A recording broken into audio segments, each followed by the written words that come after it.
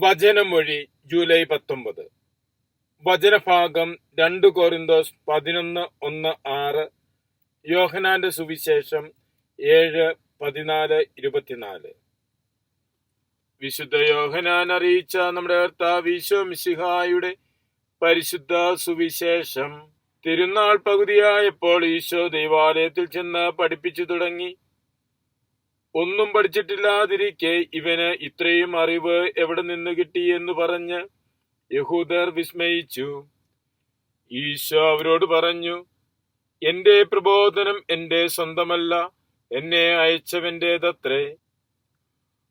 അവിടുത്തെ ഇഷ്ടം നിറവേറ്റാൻ മനസ്സുള്ളവൻ ഈ പ്രബോധനം ദൈവത്തിൽ നിന്നുള്ളതോ ഞാൻ സ്വയം പറയുന്നതോ എന്ന് മനസ്സിലാക്കും.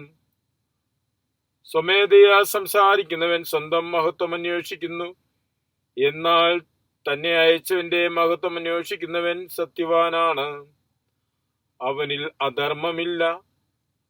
മോശ നിങ്ങൾക്ക് നിയമം നൽകിയില്ലേ? എന്നിട്ടും നിങ്ങൾ ആരും നിയമം പാലിക്കുന്നില്ല. എന്തുകൊണ്ടാണ് നിങ്ങൾ എന്നെ കൊല്ലാൻ അന്വേഷിക്കുന്നത്? ജനക്കൂട്ടം പറഞ്ഞു, നിനക്ക് പിശാചുണ്ട്, ആരാണ് നിന്നെ കൊല്ലാൻ അന്വേഷിക്കുന്നത്? ഈശോ പ്രതിവചിച്ചു, ഞാൻ ഒരു പ്രവൃത്തി ചെയ്തു, അതിൽ നിങ്ങളെല്ലാവരും ആശ്ചര്യപ്പെട്ടു. മോശ നിങ്ങൾക്ക് പരിച്ഛേദന നിയമം നൽകിയിരിക്കുന്നു. വാസ്തവത്തിൽ അത് മോശയിൽ നിന്നല്ല, പിതാക്കന്മാരിൽ നിന്നാണ്. അതനുസരിച്ച് സാബത്തിൽ നിങ്ങൾ ഒരുവന് പരിച്ഛേദനം നടത്തുന്നു.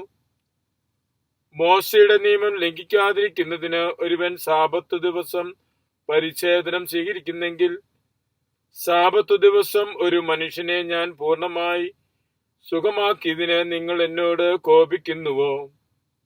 പുറമേ കാണുന്നതനുസരിച്ച് വിധിക്കാതെ നീതിപൂർവം വിധിക്കുവിൻ.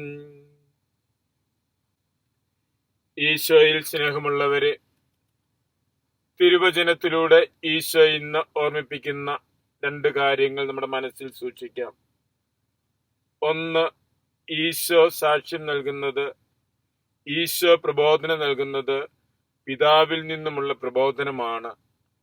അവിടുന്ന് സ്വന്തം മഹത്വം അന്വേഷിക്കുന്നില്ല, പിതാവിന്റെ മഹത്വം ആണ് പ്രഘോഷിക്കുന്നത്.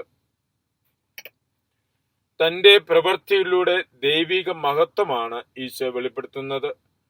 അവിടുന്ന് പ്രവർത്തിക്കുന്നത് തന്റെ തന്നെ മഹത്വത്തിന് വേണ്ടിയല്ല, ദൈവത്തെ ലോകത്തിന് വെളിപ്പെടുത്തുവാൻ വേണ്ടിയാണ്. ഇന്നത്തെ വചനത്തിൽ നിന്ന് രണ്ടാമതൊരു കാര്യം കൂടി നമുക്ക് മനസ്സിൽ സൂക്ഷിക്കാം. ഈശോ പറയുന്നു, പുറമേ കാണുന്നത് നോക്കി വിധിക്കാതെ നീതിപൂർവം വിധിക്കുവിൻ. ദൈവത്തിന്റെ വിധി ഉള്ള് അറിഞ്ഞുകൊണ്ടുള്ള വിധിയാണ്. ഈശോ ആവശ്യപ്പെടുന്നതും ബാഹ്യമായ കാര്യങ്ങളല്ല, ആന്തരികമായ കാര്യങ്ങളാണ്. പുറമേ കാണുന്നത് നോക്കി വിധിക്കാതെ നീതിപൂർവം വിധിക്കാനാണ് ഈശോ പറയുന്നത്. ദൈവത്തിന്റെ നീതി കരുണയിൽ ചാലിച്ച നീതിയാണ്.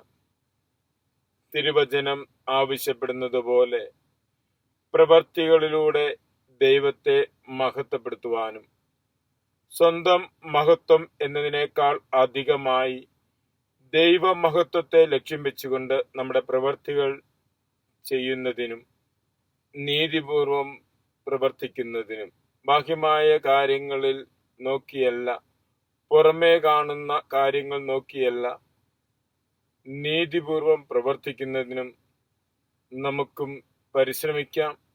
ദൈവകൃപ പ്രാർത്ഥിക്കാം. മിശിഹ നമ്മെ അനുഗ്രഹിക്കട്ടെ. ആമേൻ.